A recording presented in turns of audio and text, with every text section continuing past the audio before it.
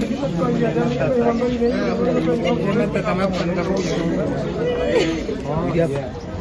electoral process was smooth.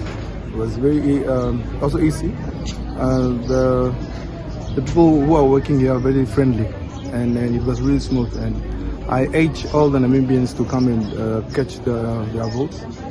Yeah, so it's a really interesting aspect. It's my first time also as a voter, so it really was a breathtaking moment.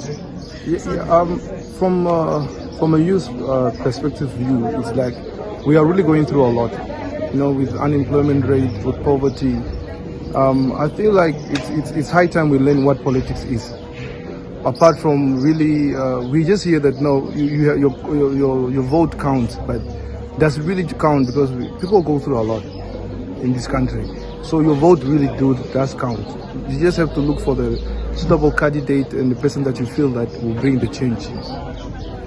So I know the voting issue was totally good, and for us inmates, we do have our voice being also counted. So, and I hope for others also to take part in the voices to be also heard. And for those that are saying, because we usually say now the government, it doesn't change. It's been 34 years, no changes. For you to make a changes, you have to vote for the party of your choice.